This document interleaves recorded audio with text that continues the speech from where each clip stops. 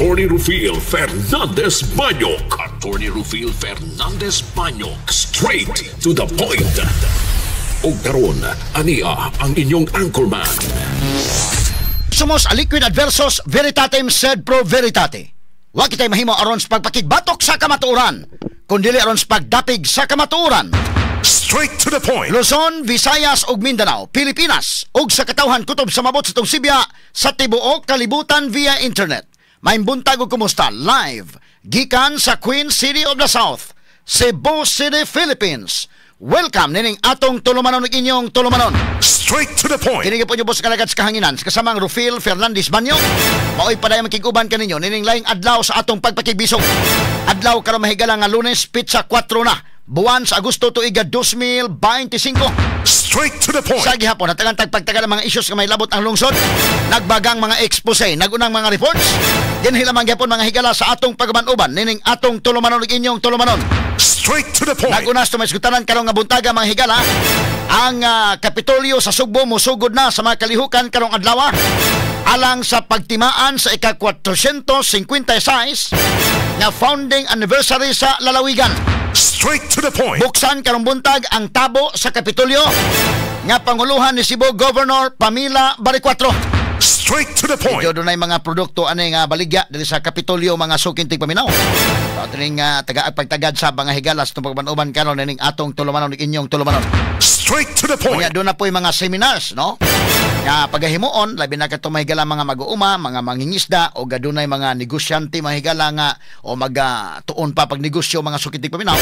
Kaya doon na po yung kalihukan nga gipasiugdahan ang Cebu Chamber of Commerce and Industry. Kaya talig pagtagad lubutaga sab sa itong manuman mahigala nining atong tulumanon ug inyong tulumanon.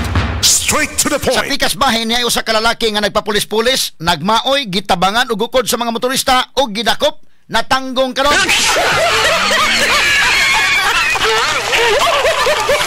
Papulis-pulis ni mga sukitig paminaw. Ang problema kay medyo nahubog man, nagmaoy man. O ni kuya o mga kaigalan ha, ay di pwede na magpapulis-pulis. Karon siya na hinuoy mapasaka ang kaso sa tinuod nga pulis. Kaya mga motorista, mga higala, pagtanaw nga nagmaoy, wa mabalaka, bisa pag nagpapulis-pulis, gidakop siya. Atol ninyagi kataw katawa ron buntaga kay to natanggong ron sa bilangguan. Kaya pagtagat sa pagnuuban usab nining atong tulumanon ug inyong tulumanon.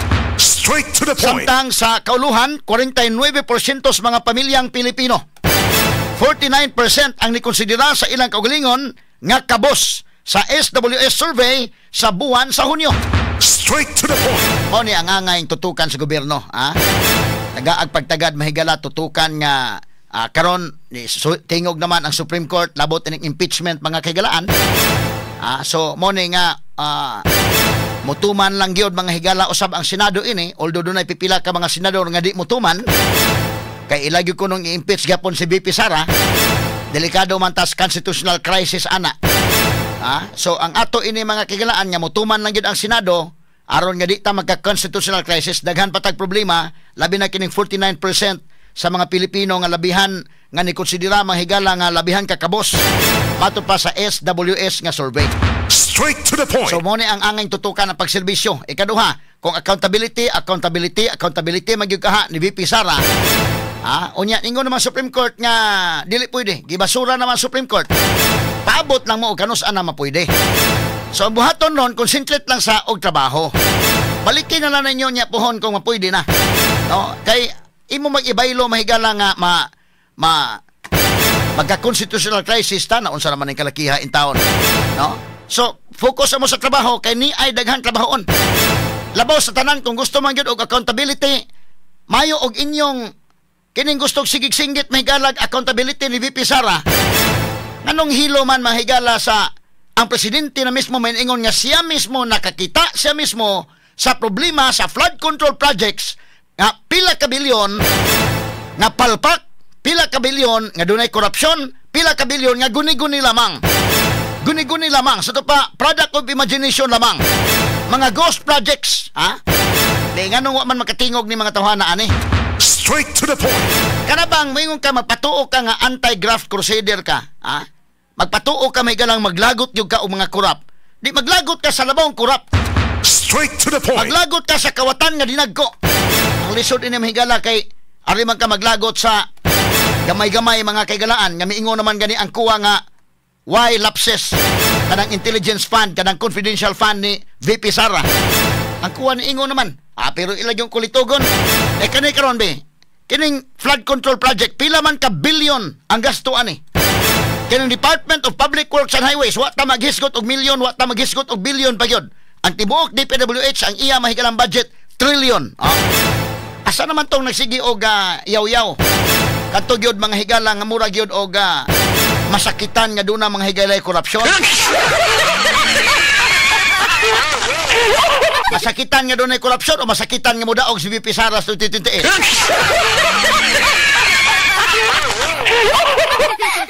Unya na lang ta maghisgot anang eleksyon, layo pa man na. Ang ato ang serbisyo lang sa Straight to the point. Kung mga klasihan sa tao may galang di mo sugot nga makigkontra bagpatas ba?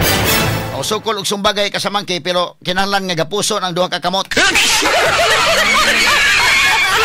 Atong hantagag higayon ang katawhan nga mao'y mo pili. Nga samtang layo pa man ka ng eleksyon, lisod mo kayo nga kalayo pa sa eleksyon na ginahuna eleksyon na. Mao na kadaot sa tong nasod mga higala. Karon serbisyo lang sa serbisyo lang sa ipuspon na sa inyong mga plano labot sa eleksyon kay layo pa man. Straight to the point. Pagtaga-dubutaga sa tupuan-uban usab nining atong tulumanon ug inyong tulumanon. Straight to the point. Samtang kanhi Senador Antonio Trillanes ni hulagway ni Senador Risa Hontiveros nga angayang mamahimong kandidato pagka-presidente alang sa 2028 nga eleksyon. Straight to the point. Okay, si Risa, in fairness may gala katong mga fans ni Risa maingon gyud nga siya mo'y angayan. So okay pod no? Ay andam-andam na lang ninyo daan sad no? Mo na sakto. Gusto mo ang higala mo dagan sa Risa di, pangandaman ang pagdagan ni Risa sa 2028, ha? Okay. Ana lang o mobayis pod Trillanes, mas labing maayo. Aron gyud nga matagbaw gyud ba? Gusto gyud mo katagbawan unya kampanyaha ang mga tao nga kamoy butaran kay kamo maoy dili korap. Nga magawas mo sa lagi ning issues PhilHealth mga higala. Mo na nga kinini ang doon na mga lapok nga ibawas-bawas o bato. Pero sa pagkakaroon nga layo pang eleksyon bago pa gani mahigala na human ang midterm election. Ala naghuna-huna na pod mahigala sa sunod eleksyon. Mo na nakapobre nato sa atong nasod, no? Kay tinuuray lang mga sukit ti paminaw. Kini tanan pamulitika ra man tanan, eleksyon man tanan. O dili ni mahigala pamulitika, ha? O tinuod nga krusa anti-graft crusader. Kining mga nagpatuo mahigalang masakitan gayod, no? Ano nga man mo masakiti ining flood control projects? Straight to the point. Billions man eh. So ato ni pagtagad karon nga buntaga ha sa tuban-uban usab ning atong tulumanon ug inyong tulumanon.